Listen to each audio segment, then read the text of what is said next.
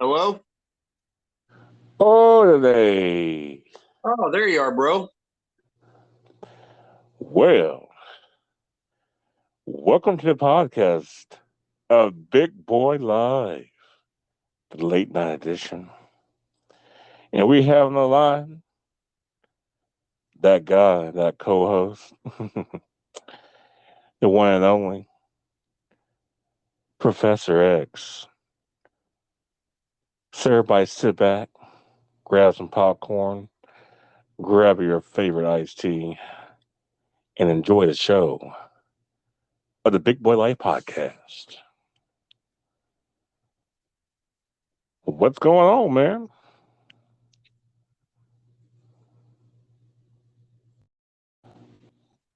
Hello? Oh, they. Oh, oh, great. There you are. I think I lost my Bluetooth connection on my earphones. Oh, shoot. Sorry about that. You know, it's tech. Yeah, I'm That's your kind crypto. of, technology is my kryptonite. You're right. I'm kind of still a caveman when it comes to that.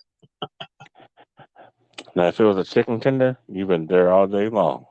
I mean, yeah. I mean, I've been all over it, you know.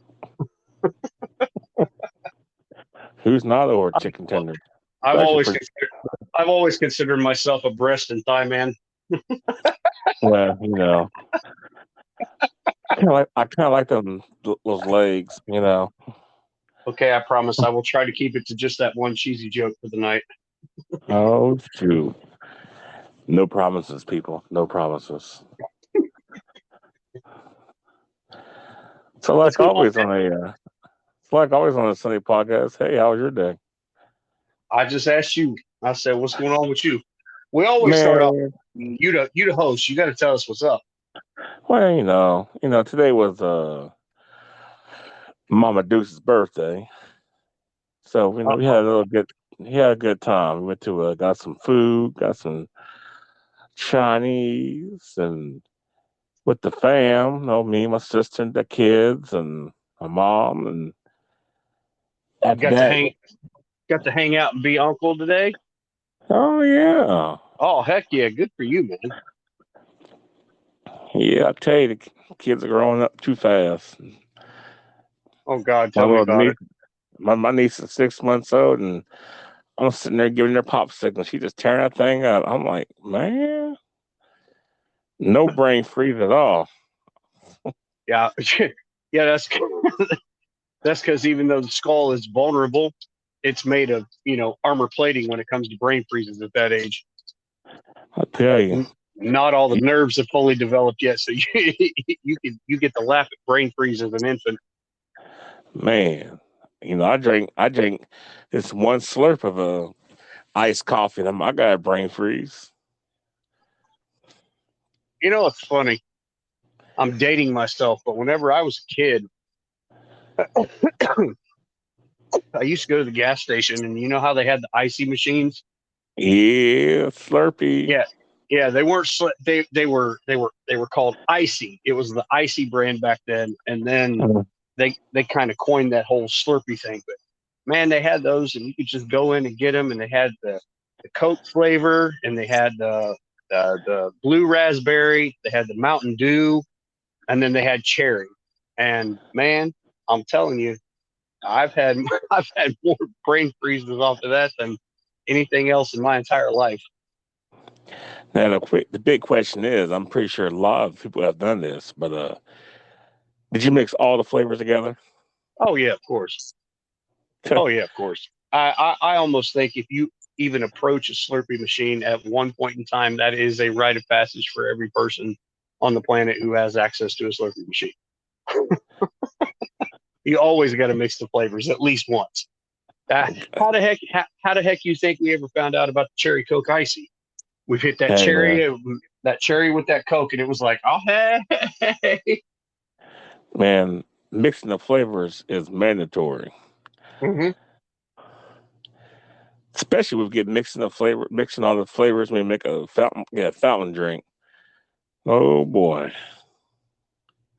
Yeah, there's something about like making a concoction yourself, you know, pretty much now they kind of beat you to it because now you have your cherry lime Pepsis and your uh, Pepsi vanilla, your vanilla Coke, so all these different Well, kinds I of remember, flavors. yeah. Well, I remember back in the day, man, when they had a little flavor button on there. You had like vanilla and all that stuff in there. And you mix it on there. And you screwed in your thing. You had vanilla Coke, and now that's just a thing by itself, like you said.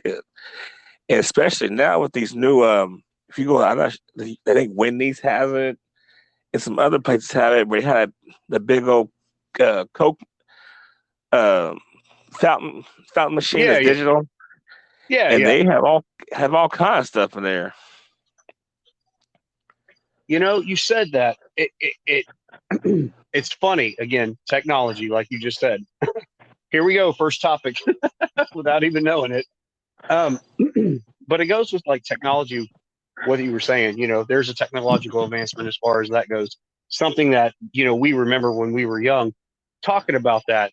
Man, I know we're kind of close to the same age. Do you remember going to the restaurants when you were just a little dude and you would go to get your drink out of the machine that they had, and there was not only a flavor button, but there was a little button you had to push down and hold it to have water dispensed from the machine Yeah, that gave soda. Do you remember that crap? yeah. It was like right. They also had one next to the ice part. There was one that is so quick little story, 2 minutes, promise. So whenever I was a kid, I guess kid into my teenage years, um, my family and I, we used to like to go to a place called Old Country Buffet. I don't know if you ever Ooh. heard of the restaurant. Have Oh you ever been yeah, there? yeah, Okay. yeah. We have Okay. them in So, Indianapolis. okay. So back when we used to go to that restaurant, like back in the 90s, when that thing opened and we used to go to that restaurant, um, from what they had when they opened to what they are now, dude, it has blown my mind. You talk about the technological advancements that are now in the food industries, but we don't talk about the dismal proportions because of the inflation as far as like cost of food and everything like that Right. goes. So it's like it's crazy because you see one advancement that you were talking about on the technological front, but then you realize something else that has lacked. Like, do you remember when you used to go get a Big Mac from McDonald's and you had to have two hands to hold that thing? Yeah. Yeah, crazy. Not anymore. No, I tell you one thing. In Terre Haute, they had a buffet there that it was Royal Fork buffet. Okay. Real. What what kind of food they serve? It was just like your regular uh buffet. You know, it was like a Golden Corral. You know, because you Oh, had oh, okay, okay, yeah, that's what I was asking, like Golden Corral or Ryan's type atmosphere. yeah, that's what it was. It was called Royal Fork, and Bro, then like Do you remember Ponderosa?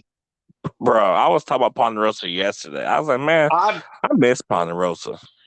I was actually talking about that today. I had my kids over at the house, and I told them that something that I'd like to do with them is I would like to take them, like ever had a chance to go on a vacation with them, I'd like to take them kind of across country to like different places to eat.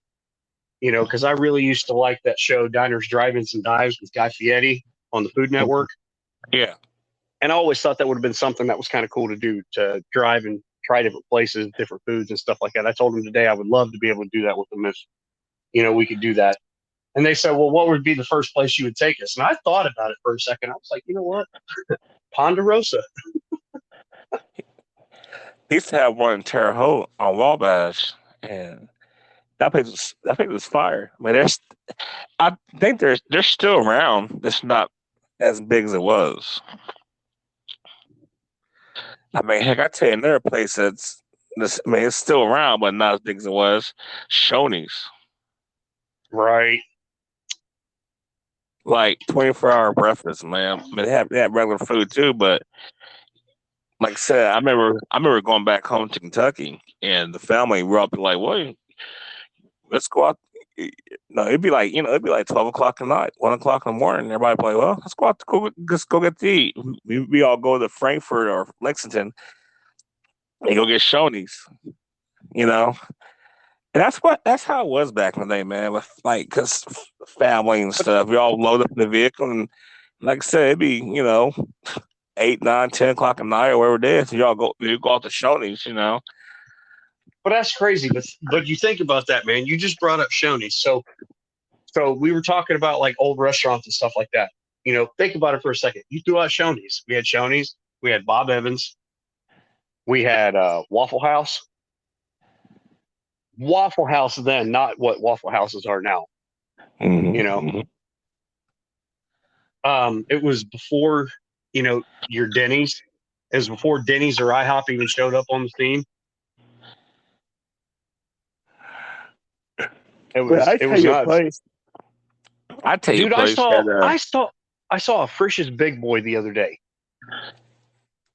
Yeah, I've seen one of those too. I've been wanting to go to one. I've never been to one before. I went to Danville to go get my oil change the other day, and I forgot all about that Frisch's Big Boy that's down there in Danville, and I was like, "Holy crap!" Like, I forgot those places existed. I remember them when I was a kid. Do you remember Chi-Chi's? Yes, I was just going to say that. Nuts, dude. That was like Mexican place that Mexican food everybody went to, Used to be one Terre Haute Chi-Chi's, man, and it just didn't last. I mean, just times to just. Chi-Chi's was the best Mexican restaurant ran by white people. Yeah. But seriously, it was before we had like a lot of the authentic Mexican restaurants that we have. You're right, now. Right. And before we do, so you had this is kind of the way it went in the 80s and early 90s as far as Mexican food in this country went. It went Taco Bell and Chi-Chi's. Mm-hmm. That was pretty much it. Right. I mean, you really didn't have a lot of places, you know what I'm saying? And then also, too, it probably was different, in different areas of the United States. They probably had different stuff, you know what I'm saying? But as far as like my area, it was like you said, it was Taco Bell or Chi-Chi's. Yeah, I mean, that's pretty much all I knew, myself as far as the areas that I lived in and kind of grew up in. It was Taco Bell and Chi-Chi's, if that's what you wanted. Right. But the biggest thing was what China buffets used to be. Right. And you know exactly what I'm talking about, because they didn't just used to be these Chinese restaurants with very, very, very small buffet lines, and it never was that. The one, I'm talking 4 racks of containers that's full of hot food, and 3 racks of containers that's full of like desserts and soups and everything else. And you're talking like seating for at least 200 people. That's the thing about it, though, man. Like back in Terre Haute back in the day, at one point in time, there were like 3 or 4 Chinese restaurant buffet places in Terre Haute. I mean, literally, there was one on the north side of town. There's one on the south side. There was like 2 or 3 in the south side of town. And then next thing you know it, like now it's just one, Mm-hmm. And the one that was real big, that it just kept on getting shut down. The one that's by B-Dubs kept on shut for food code violations. But like I said, they're not around anymore like that. It's just that one. It's just East Star Buffet, which is about the only thing that's left. But yeah, there's still a bunch of regular pop-up Chinese places, like your First Walk and China Walk and Eastern House or what have you, what I'm saying. But as far as that, it's not like the way it used to be. It used to be like, you go to certain ones because you do certain ones that have certain things. And then the next thing you know it, the whole hibachi grill kind of just took over. Man. And like, Right. and now, and like, then it went from being just, know, 3, 4 Chinese buffets down to like two because two only had the hibachi grill, and now it's just one. So it was like, and now that one that does have the hibachi grill, they really don't use it anymore. It's more like they just do more of the sushi bar now.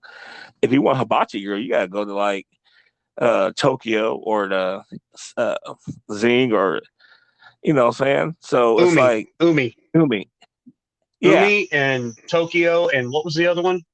Zing, Zing. Okay, I haven't been to that one. I've been to the yeah, other two, but that I've never one's been to Zing. right there. That one's right there in front of Thornton's on Hmm. Third Street. Oh, Asian Zing. Yeah, Asian Zing. Okay, I've Yeah, never been there. I've driven past it more times than I can count, but I've never stopped. it's actually a pretty good place. It's actually cheaper than in Tokyo with the same kind of food type deal, and it's more you get more of a bigger portion, I think. Oh, But like I okay. say, but you go to Tokyo, it's more of a it's more of a show. You know, you go there for a show to take your family out or friends out or you know your significant other out type deal because they're pretty pricey. But Oh yeah. like I said, it's just things have changed, and as far as the food industry comes along, and I mean, you think about when you was younger and looking at food places, you know, you remember McDonald's, Burger King. A lot of them had a playroom, and now only one really has a playroom now Yeah. is what McDonald's now. Yeah, and even they are doing away with those. They're Right, starting to get rid of them a lot because after COVID. So right. yeah. So So, the restaurant that you were talking about, by the way, that the health code violations, that was Hokkaido. huh? Hokkaido was the name of that restaurant that had all those health code violations you were talking about. Because that was the place that I absolutely used to love to eat myself. Then they had Um, another one. Then they changed the name again then to Teppanyakis. yeah, yep, And then once again, I had health code violations too. yeah, I So remember because that used to be one of my family's favorite, or well, one of my right. yeah, you get what I'm And saying. Sorry. well, Um, I think what it was too, like that place Tippanyaki mhm. versus other uh, buffet place. Tippanyaki had so much food there. Like you walk in there, you like, oh my god, you know what I'm saying? Oh yeah, yeah. I that was the one place that anytime I knew we were going to, seriously, 100%, I would not eat anything on purpose just to have extra room Right, whenever I went there. I mean, I'm talking right, at least three plates of food at least.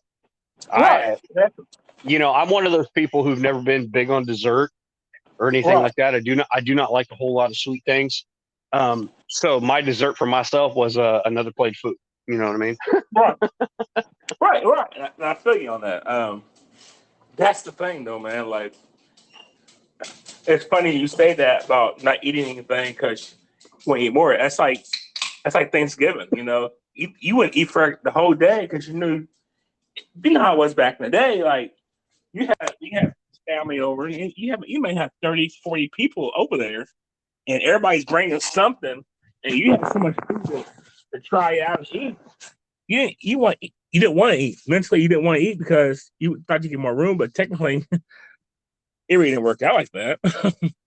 Mm-hmm. No, 100%. You're 100%. You're exactly right. But Um, it's just crazy though, like how the food industry, which this is I know this topic's more geared towards you with a mixture I of mean, but I it's do just love the crazy how food the food industry. industry has changed. I I mean, do it love the has food changed. industry. Yeah, you're right. But I do still have a lot of love for the food industry. Honestly, I miss cooking, man. I miss it so much. If I could make the money that I'm making now and go back to cooking, I would do it in 3 seconds and not even think about it. Right. I mean, heck, a lot of the big things now is people doing food trucks and stuff like that now. Bro, I'd love to have a food truck. I swear to God, I would kill it. I'm I'm not trying to I'm not trying to sound like a arrogant SOB when I say that either. It's just I have so much love for cooking. And when I consistently have people around to cook for, it's just like that's when I'm at my happiest. It's nuts. Right. So I'm I gonna do it. imagine I imagine that love that I just said was kind of what you have for photography. You know, which that brings It's that's gonna passion. take us into our first commercial break. But the next topic is going to be based on what you just said. So a quick word from our sponsors. Oh, delay. What up, man? What's up, man? You know, you said something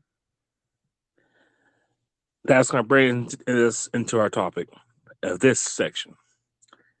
You said that when you're cooking for a bunch of people, that brings you into your complete happiness, right? Yeah. Yeah. So the question is, why is it that a lot of times we as people don't go for that thing that makes us completely happy? Well, multiple different reasons. And I'm just going to be blunt right now. Number one, we're scared. Number two, Yes. this country is driven by the dollar, and if you do not make a certain dollar amount, you are looked down upon, and you are described, based on your income. So your social status is affected, and whether we like to admit it or not, we are completely worried about our social status, how we look in the eyes of other people, this, that, and the other, and blah blah blah. The other one is the fact that you know, I said scared, but what it comes down to is nobody has the belief in themselves. Mm-hmm. You don't believe in yourself to succeed anymore. You're not betting on yourself because you have seen people who have betted on themselves and it's not worked out, it's failed, or you have bet on yourself before and it hasn't worked out and you failed. And because it failed once, there's no possible way you could succeed at it, or, you're not going through it again. And once again, you're so constricted, as I just said, by the dollar, that you can't do anything else. And that's honestly what I feel, man. We're too scared to go for something because what if we fail? We're so scared Right. to fail. We are so scared to fail as people. But we seem to forget that no matter what age we are in life, we have failed multiple times throughout our lifetime to get to where we are right now. And it's like, you have learned from what you have done in the past. You have learned from the mistakes that you have made in the past, but you don't want to apply the lessons that you learned into your current life, which would maybe help you figure out what you are now necessarily going to. I don't know, man. It's the way I feel. That's true. I think a lot of it has to do with the fact that I don't. It's like everything you said was correct, dude. Everything you said was correct. But if I had to rate everything you just said between what's the most important to the least important, I'm gonna have to say is the money part would be your most important. Yeah. Because like I said, like as you said also too, it's like how I feel about doing photography. I mean, I like doing pictures. I love doing photography. It's fun. It's cool. It makes me happy. But I can't sit there and just say, you know what, I'm gonna do this for the rest of my life because I don't know if I can survive financially on it because I don't have a big enough impact out there in the photography world. You know what I'm saying? Yeah. And it's like I do a good job. I can do a heck of a lot better in like anything else. But even people out there that are professional, like professional that do it, this is their career, even they struggle. You know what I'm saying? Like you literally, in order to make a good career out of it, you know, I was watching my training and lessons and stuff. I take these little lessons here and there. You know, if you have to have at least 20 to 30 weddings a year just to make a income like what that we're making. Yeah. If you charge, you know, in between $1,000 to $2,000, you need at least 20 of those, 20 or 30 of those, you know, maybe a little more than that just to really make it.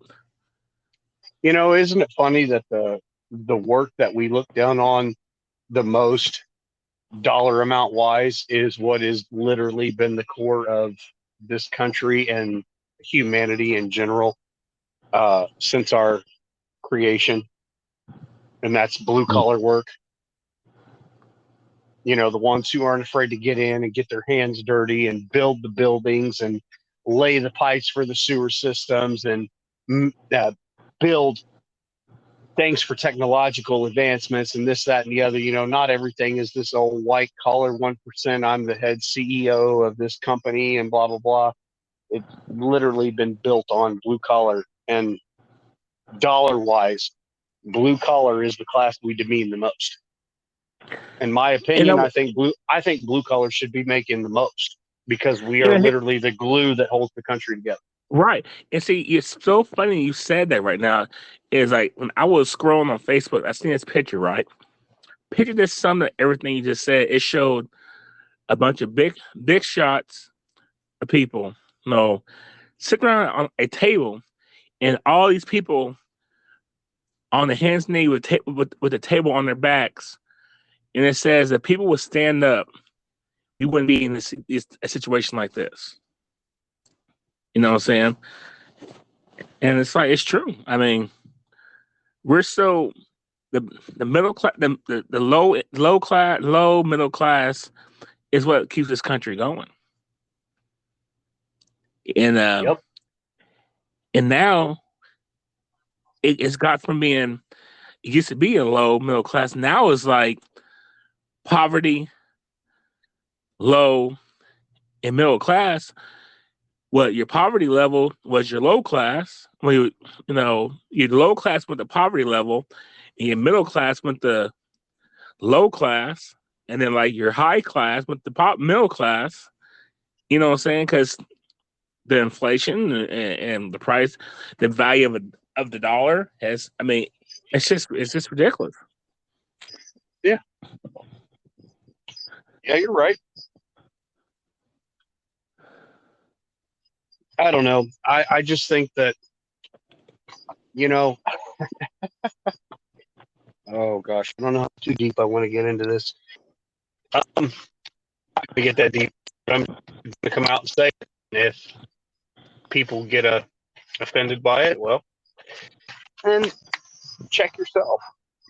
But we want to sit back in our high and mightiness as a country, and we want to bitch, piss, whine, and moan about all the quote unquote illegals we have coming into this country and taking all the work and everything like that. Well, let's see. The people that are coming into this country are doing the work that your lazy asses didn't want to do to begin with.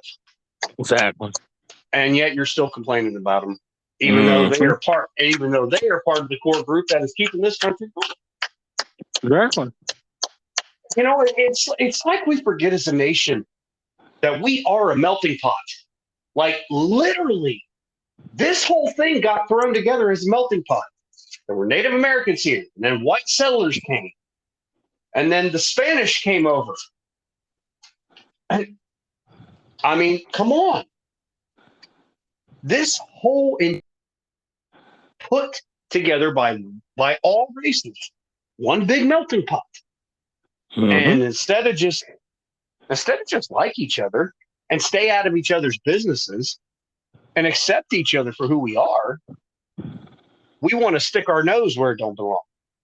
We want to complain about things that if somebody were to actually get off their butt and change and say, okay, these people aren't going to be doing this job anymore. Now you're going to do it. We would bitch, piss, moan, whine, and complain about it because we had to do it. And I think this section here that we're talking right now is good. It's good that we're just talking about this. We want to step on some toes because it needs to be stuff needs to be said.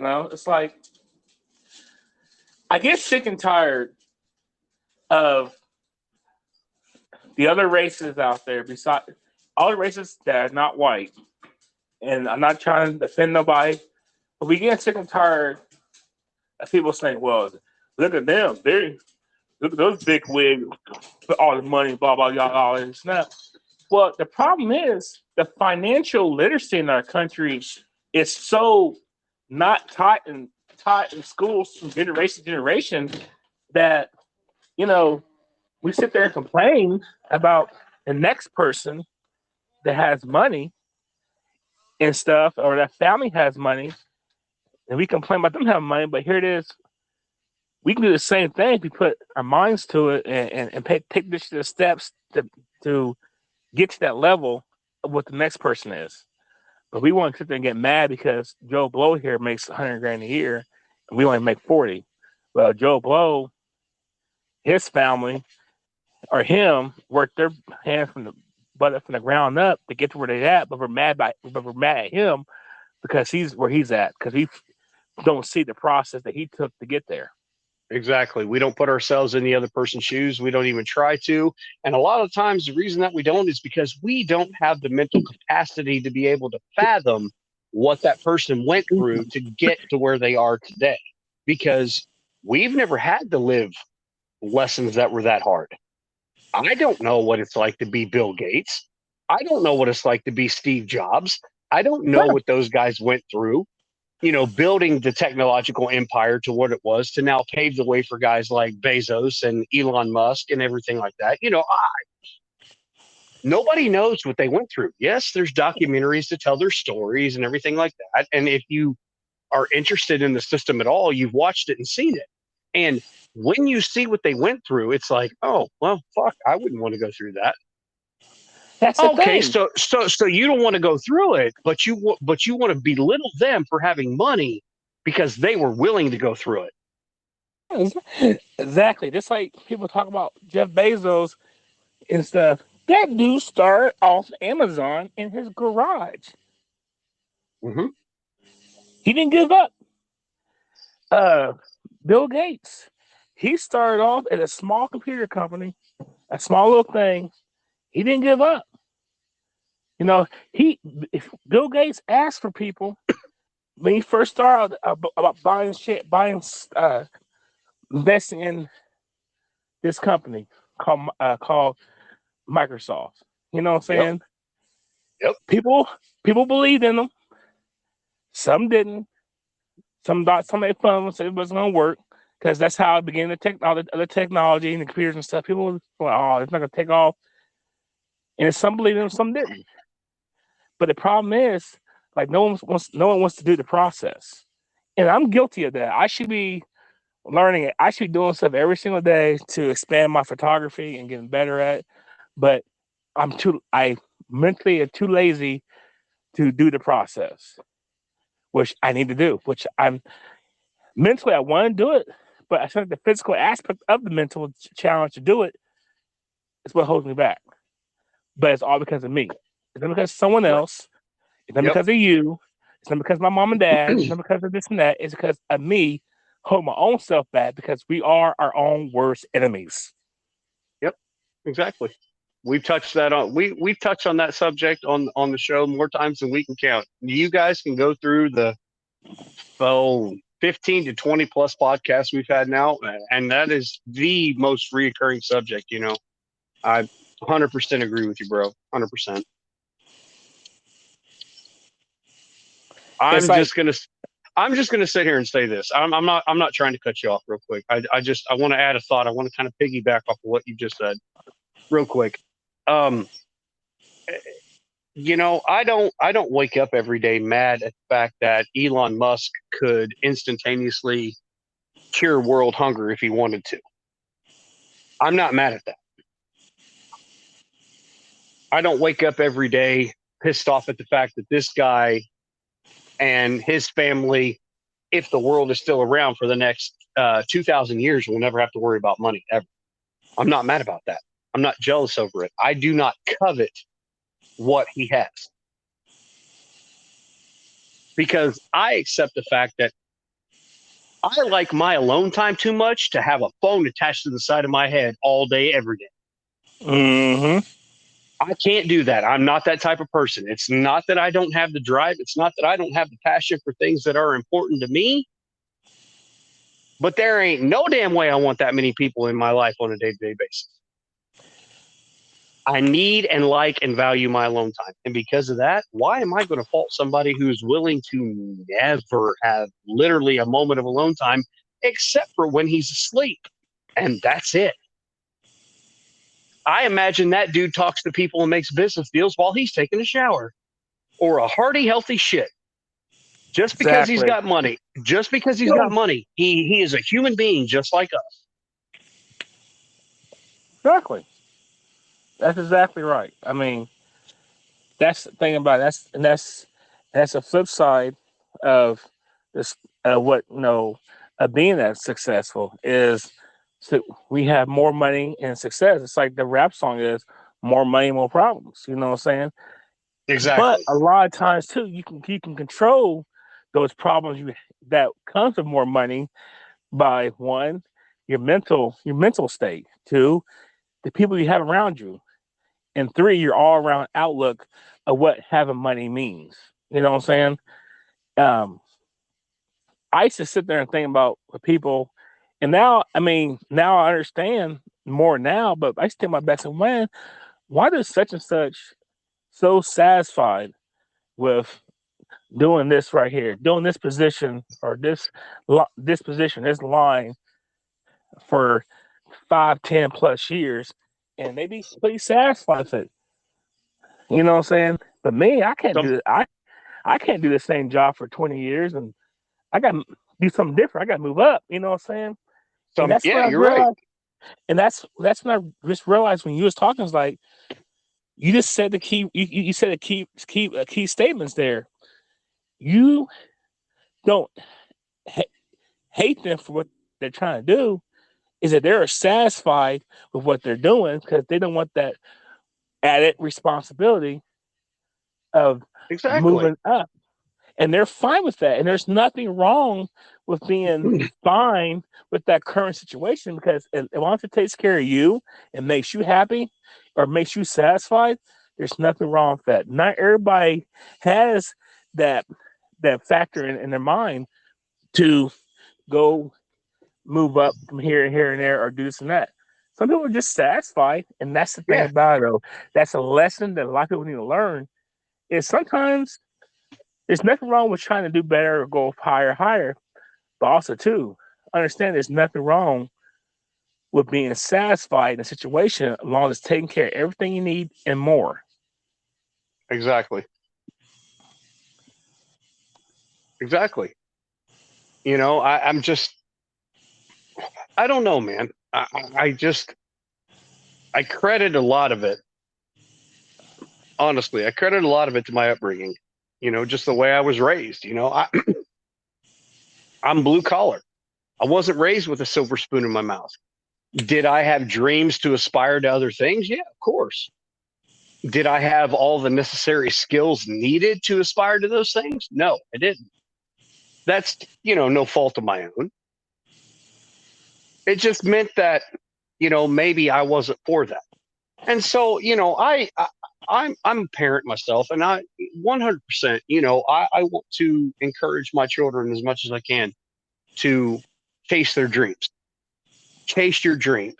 If you have a passion, if you have a love for something, go for it. Because we as parents, that's what we want. We want ultimately better for our kids than what we have for ourselves, you know. But also at the exact same time, because of my upbringing and because of how my life is, I want you to pursue and chase your dreams, but I want you to have a tangible income along the way. You can go after those dreams all you want to. But because unfortunately this country is driven by so hard by the effing dollar. You have to have X amount of dollars in your account to be able to live and survive. Chase your dreams. I will 100% support you. I will 100% be here for everything. But have something tangible along the way until that dream either becomes a reality or you recognize and understand that maybe that dream that you were chasing wasn't just meant for you. But still be happy and satisfied with your life along the way. Just because you don't roll over onto a mattress full of $1,000 bills doesn't mean you're not successful. Right. It doesn't mean that you can't be happy. You know, I think a lot of times is that, I think a lot of times parents really pressure their kids a lot because parents see their kids as a financial gain, or they see them as an opportunity to fulfill a dream or something that they had and they didn't act upon, so they figure they can try to live their dream to their kids, especially if their kids are smart or athletic or something. They didn't make it, but they push their kids to this limit. They try to be great, not because the kids want to be great, or just not because they didn't have that chance to be great, and they hear the opportunity where they can live through their kids, and that can either go sour real quick or go decent, go okay, but because it can make your kid not want to fulfill that dream anymore, then you're gonna feel some certain way against your child because they didn't want to go in the NBA or go in the NFL or be a CEO of a company or something. So a lot of times you gotta watch what we're trying to do, especially when it comes to parenting. Support your kids, but also too, don't sit there and force them to because you was a let's be real here, because you was a failure in your upbringing of not trying to get to that point of life because you had one or situation or two or whatever it is to stop you from getting there. yeah, you had something that stopped you, and it stopped you to the point where you were like, "Oh, okay, well, it's just time for me to quit." Nah, you're the one that Right. quit. You're the one that quit. You're the one that gave up. Stop blaming society. Stop blaming your social status. Stop blaming where you start from. Stop blaming your beginnings. You want to be better, be better. We have stories throughout our entire history of all different ethnicities and all different races. People who have wanted to be better and they have aspired to be so. And you know what? We have success stories across every freaking color of melanin. We are literally all the exact same people. We are the ones who have divided ourselves by race. Right. Oh, well, there's a language barrier. Okay. So learn the damn language. Right. No, thing about it though, it's funny though. We were talking about that too, about the language barrier. I asked a employee at work, and I was like, he's Hispanic, Mm-hmm. and I asked him, he's not on our shift, he's on first, but I asked him, I was like, so man, are they if they've been having all the Puerto Ricans in here now, and I know you can speak fluent Spanish and stuff. Are they paying No, I you don't. paying you more? Are they paying you more to like translate and stuff? Mm-hmm. He's like, man, no, man, they're not paying me no more. It's just one of those kind of things. Is like, if you have a talent, they have a talent that they can use. They're going to use it. But that's the thing, though. If you do have that talent, you can get paid for it. Yeah. You just have to pursue that. If that's the course that you want to go with it. Mm-hmm. But for me, it's just one of those things that like I've always wanted to do because man, everybody's got a story. And just think if you were able just to travel anywhere all over the world and be able to talk to someone in their dialect, completely have a conversation, completely understand what they're saying, and you get to learn that story. That is a life experience that you get to have and you get to take. If you know anything that is worth it requires effort. Mm-hmm. The easy things, man, they don't require effort. It requires nothing to grab a lighter and a cigarette and light up a cigarette. That doesn't take anything. I'm knocking myself. I'm a smoker. I know that. There's no effort that comes with that. However, me establishing a relationship with my new employees at work, that was something that was important to me. And I just am fortunate enough to be able to speak just enough Spanish, you know, to where I have a pretty good relationship with them. You know, and they come to me and they ask me questions and they ask me to ask Scott and translate and things like that, you know, and it's cool. I like that. Mm-hmm. And I like the fact that I can talk to them about their culture and where they're from and who they are and everything like that, because it's not something that I know. You know, I've never been to Puerto Rico. I would love to go. Would love Mm-hmm. to. I never You knew you know, knew how to speak Spanish, man. two things, a little, but I understand it better than I speak it. Right. Let me just say that. I can understand what's being said to me much more than I can speak it. I still, you know, get very tongue tied. Right. That's the thing, you know. Um, there's so much stuff out there to allow us to learn this new information. But just like you said, it takes effort, and we don't want to take the effort. We don't want to, you know, to do it. Like I've been talking about trying to learn how to speak Spanish. And I ain't got the app on my phone to speak to learn Spanish. I do it a couple times, and We just don't want to make. We just don't want to make the effort. We don't want to make. We do not want to make the effort to actually understand what it's like to walk in somebody else's shoes. right, That way, we can continue to claim ignorance of not knowing where somebody else is coming from. When if we would just make effort, it'd be real easy to understand. well, and that's with everything, dude. It's always hard to start something. You know, it's like going to a gym. You know, it was so hard for me to start going to a gym, dude. But I, you know, but I had some motivation to go with with Brad, and yeah, I missed some days, but I had to push myself, dude, for those next 3 to 4 days to a point to where you got to a point where you look forward to going to the gym. But it's always so uncomfortable to try to take on something new because, and that's just what it is. Trying to do something new and making it a habit because it's easier just to go eat out and eat bad food or eat this and this and that. But it's harder to watch what you eat and try to change Trying yourself. trying something new, right? Right. That's what you just said, right? Mm-hmm. So trying something new. That's a topic we're going to talk. We're going to take off on after this commercial break. We will be right back with a word from our sponsors. Everybody, welcome back. Welcome back.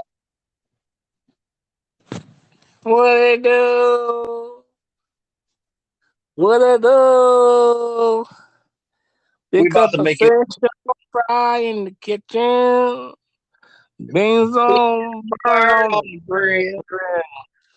That's right. took a whole bunch of yes. Hi, what's going on, Just to everybody? get up, just to get up that hill. Now we're up in the big leagues. My dirty hits are turned and red. And just as long as we living as lunatics play it, there ain't nothing wrong with that. Oh, Oh, batter up. batter up. All right, And everybody. so, Welcome back. Welcome back. going off on the commercial break on the topic, you're the first to swing. Why don't you take us up on trying something new? Scary, bro. It's always scary to try something new. You know, Yeah, I know. just like I just tried something new with that segue. well, it's just like it's like a baby learning how to walk. You know, it's new, it's scary, it's you're gonna fall. You know, just like riding a bike for the first time and take the training wheels off. Scary. You're gonna So, fall. I think. all right, let me be a little bit more specific. When I talk about trying something new, what I'm trying to say is obviously, anything that you're not used to doing is new. Obviously, we get that. But what I'm referring to with this topic of conversation, so think about the one thing, and even still to this day, it's something that's always stuck with you. If you had your career of choice, trying something new, doing the work, doing the effort, having the career of your choice, what would you have wanted to do? What would you have wanted to try new? Man, that's tough, man. That's tough. I think the career choice that would have made me, was it was tough when I started, and it was new, but Your I fir- succeeded. I your first succeeded. passion, your first passion, your first passion, the first thing you thought, you know what? I love this so much, I could make a life doing this. It I'll do was. that. I'll help you out. I'll do that. It was sales, man. It was sales. I mean, I worked at Finish Line selling shoes, dude. That was fun to me. That was fun, man, to sit there and talk to people and be able to just pick things off of them and just throw a conversation up with them. You know, if someone walks in there wearing Ohio State stuff, I would talk about Ohio State for the first 5 or 10 minutes before I even sell them a shoe, because I knew if I can talk to them about something they enjoy and they like, that lets their guards down and they can sell them anything in the world. You know, but Absolutely. the problem was the You don't make almighty any money dollar. doing Yeah, that. the almighty dollar wouldn't sustain. Yep. Almighty dollar dictates you make no money in customer service. And it's weird.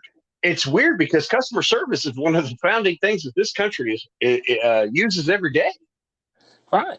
You know. And even in the professional world, um, like I was talking to one of the guys, one of the reps up there at Ford, right? Mm-hmm. And we were talking and stuff and having the conversation and everything. And even our QRE, I was talking to him about it.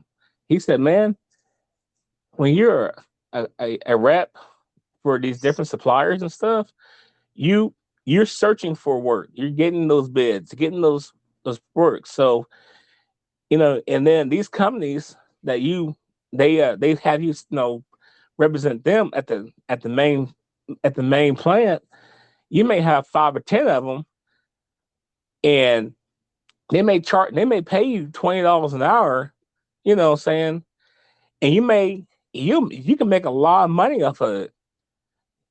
And some of them, they are good companies where they don't have a lot of issues. They may have 1 or 2 calls a week. And some companies, you may have tons of issues, and you're always out there trying to explain why they suck. You know what I'm saying? And Telephone carriers. Right. I mean, this in general, you have. But the thing is, you have to put yourself out there to get the work, and a lot of times too, it's inconsistent. It's like you literally got to sell yourself to represent these companies. And a lot of times you may get 5 or 10, they pay you, you may make some good money, and then it may drop down to where you may have only 2 or 3, and you're not making no money. So that's what I'm saying. It's like being a rep, depending on what kind of rep you are, rep for, you can make some money and not make some money. I mean, just like second car sales. I was told I should be a car salesman, but I didn't do car sales because it's all commission. If you don't sell no cars, you're not gonna make no money. So there's that factor of, you know, the almighty dollar. If you ain't if it a lot of times that it dictates determines what we like to do. Yeah, I agree. Um, I'd have to say for me, it was only one thing I ever wanted to do. Um, I was never going to be, I wasn't blessed and gifted with those abilities. And what abilities I did have, I didn't nurture them the way that I should have. Because I loved baseball. I was really good at baseball, and I loved basketball, and I was really good at that too.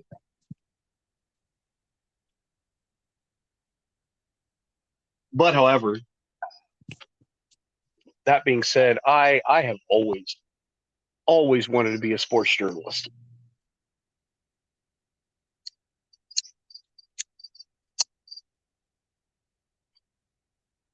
I can see that. It's one of the reasons why I love sports as much as what I do. You know me really well. Um, we talked a lot of sports on the show, and you're like, help me. um, it's just kind of part of my upbringing. You know, I spent 25 years, probably. Um, I can't fully remember the first years of my life, but I remember about the third year of watching ESPN with my grandfather all the time.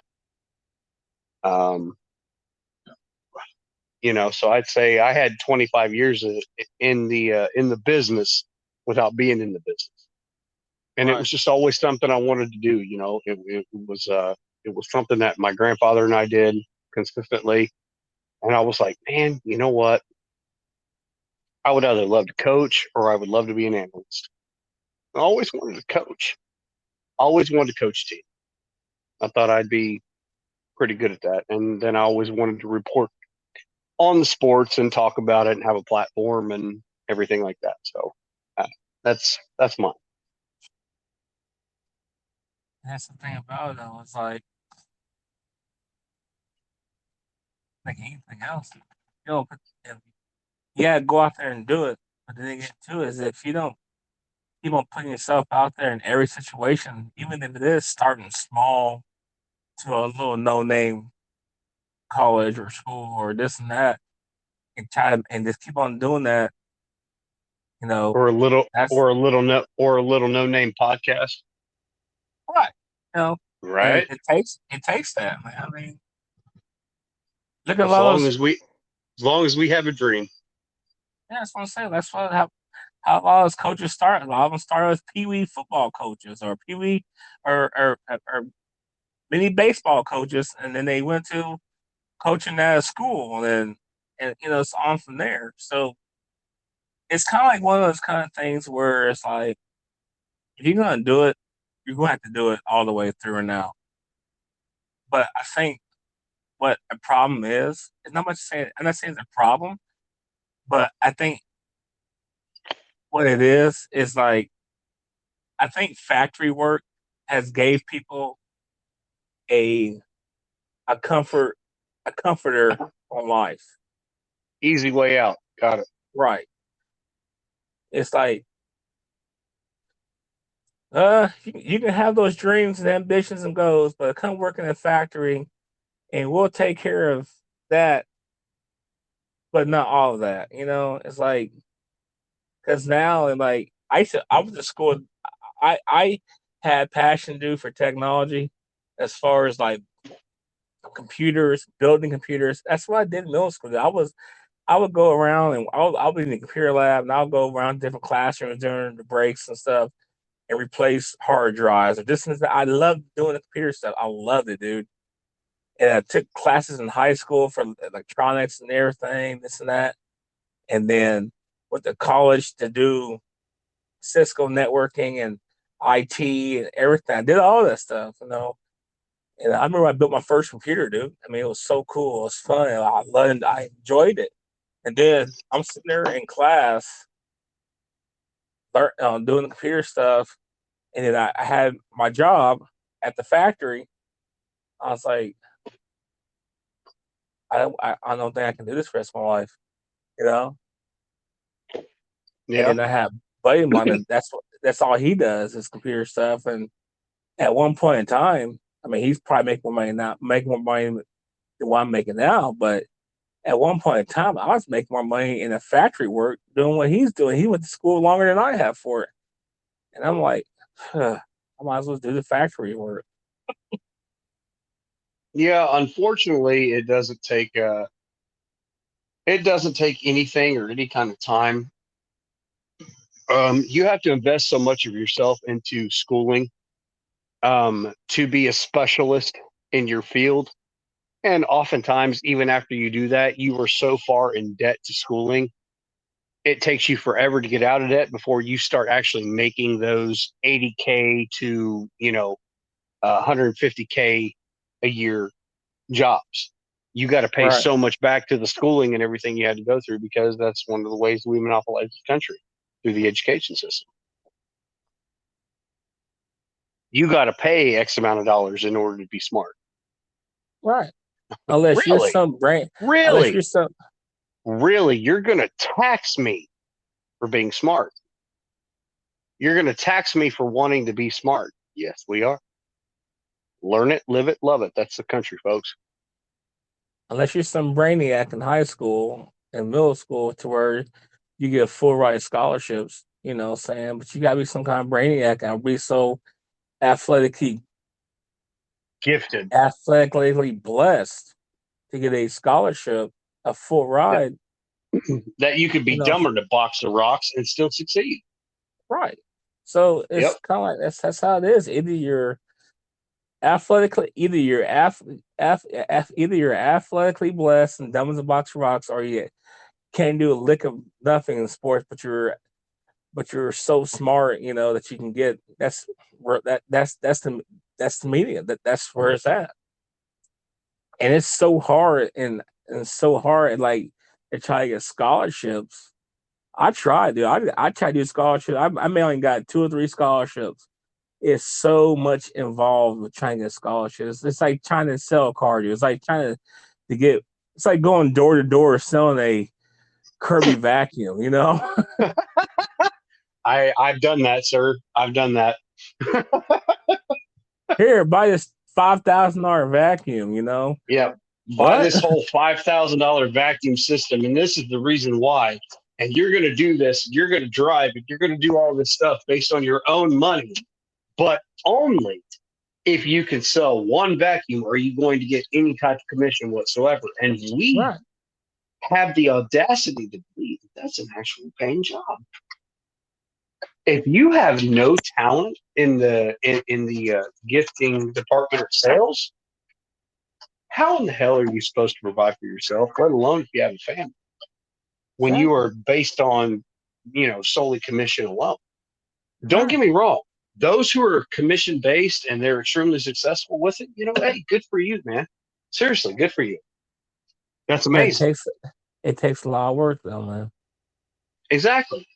But a lot of people have to gamble on themselves in ways that most of us can't or won't, based off of what you said earlier, financial situations. You know, the thing about it though is like, I always watch, and I still do occasionally, not as much as I did, but I'll watch different YouTube channels and stuff, and then like these people in there, they go to like, you know, these guys go out there, they buy a Lamborghini and stuff, and they actually videotape the process of the salesperson at the Lamborghini place or this or Mirage, wherever it is. And Mm-hmm. you watch the video of them selling in the car and telling about it, like, and especially in the different areas, it's a difference of salesmen selling a Lamborghini car or a Lamborghini versus a person at Dodge or Chevy selling, it's complete difference. Because when you sell a high end, anything high end, you have to look high end. You have to be high end. You have to be, you know what I'm saying? Like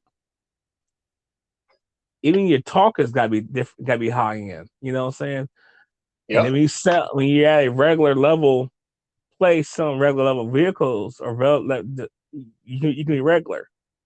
You know what I'm saying? Like so. Well, yeah, I get what you're saying. It's like that in the food industry. You know, a IHOP chef versus a 5-star restaurant chef, they're gonna be a lot different. You know, Mm-hmm.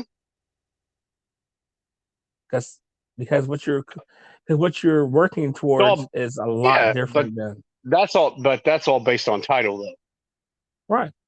What you just were referring to is completely based on title, because an IHOP chef is a cook.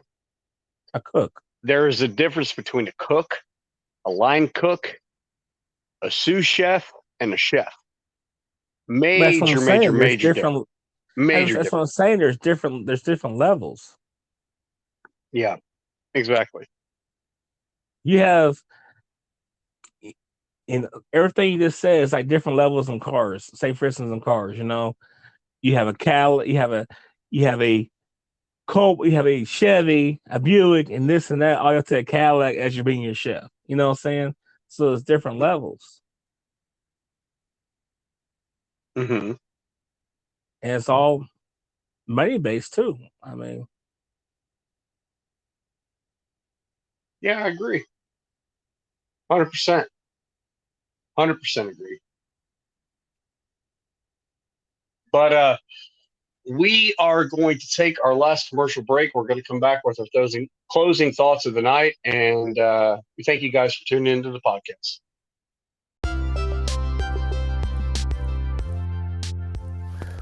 that's right, everybody. Thank you for listening into the podcast.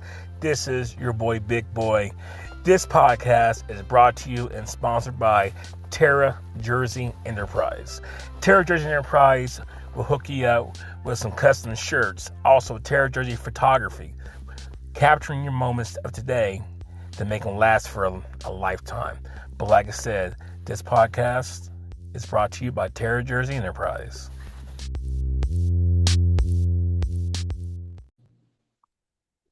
Oh, the day.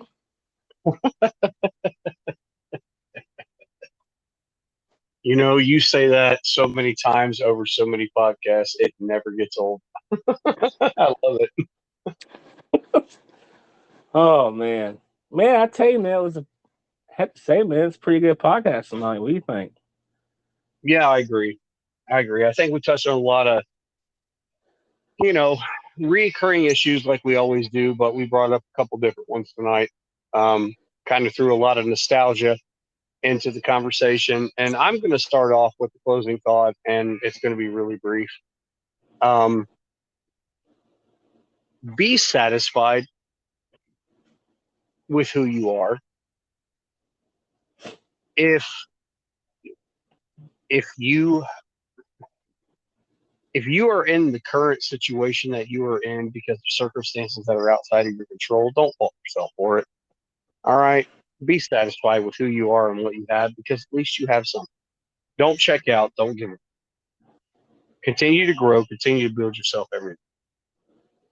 There is still life for you. There is still a place for you. There is still a purpose for your life. Don't cash it in. Don't give it up. Keep fighting. Whether you are white collar, blue collar, poverty collar, or Dora the Explorer. All we need to do is find our way on the map. Unfortunately, there's no green arrow that points in the direction in which we're supposed to go. But, however, we eventually get there. Keep fighting. Keep chugging along. Lean on the people that you have if you have any. And if you don't, find the strength within yourself. Because even if the world has told you that you aren't, or even if you yourself do not think that you are, you are always worth it.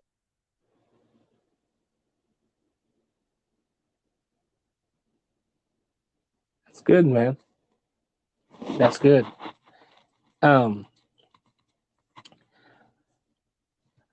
Based on what you were saying, everything you said was, I mean, it was on point, dude. But I think there's one thing else that we also use as an excuse for not going after what we need, what we want to go after.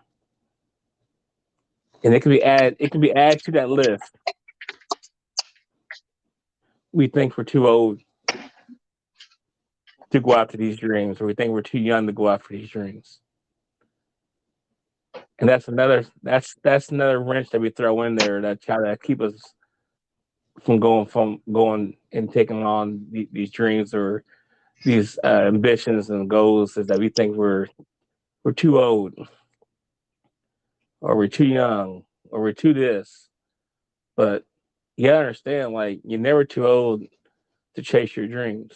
Now, depending on what your dreams is, you can't be 90 have a dream to go play basketball NBA unless you're super fit. But the main thing is don't let excuses run your life.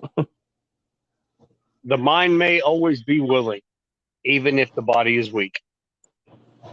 True. That's right.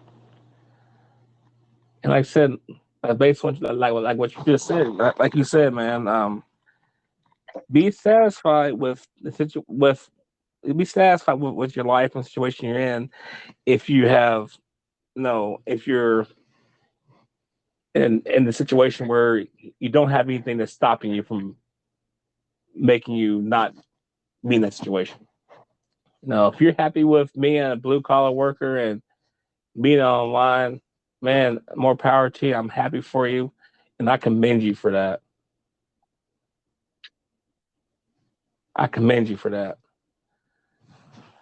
But don't be that guy that gets mad at the next guy because they're doing more than you, because you don't want to do the work and to do what they're doing. Don't be afraid to do something new. Don't be afraid to step out the norm. You know what I'm saying? You're gonna fall, but the main thing is, are you gonna pick yourself up? So those are my closing thoughts. We love you all. We thank you all for tuning into the podcast. Take care of yourselves and each other.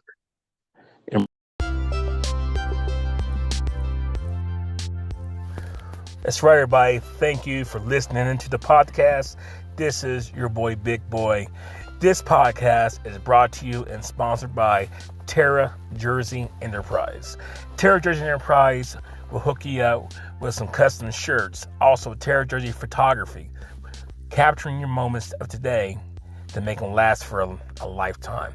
But like I said, this podcast is brought to you by Terra Jersey Enterprise.